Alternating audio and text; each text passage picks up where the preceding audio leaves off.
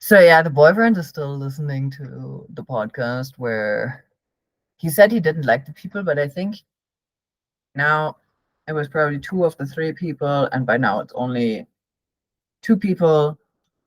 And he said he doesn't like the smart guy, and he would like the smart guy better if the smart guy would talk less.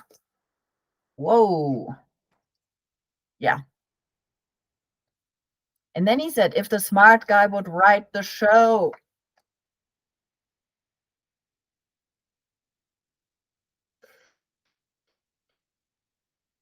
I had a conversation with a friend who told me he's been trying to tell a client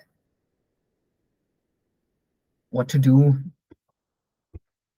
We all love to tell people what to do, especially when we think we're smart, and then they don't listen, and then we get frustrated and we tell them again. And my friend my friend is working on this presentation to tell them all what they really need to know so that they finally do what he wants them to do. But what he wants them to do, I think it's not particularly practical, but if I would tell my friend that this regimen that he wants to put them on is just not doable for somebody who's already stressed out and in pain, well, I would make the same mistake. I mean, I would be the smart person in that scenario and tell my friend all the reasons why what he's trying to do is not working. And my friend doesn't need that information right now. I think he needs it.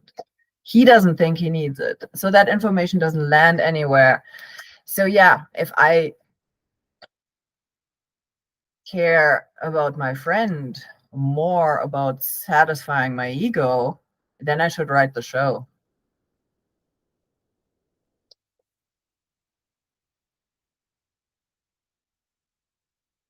So what does this mean?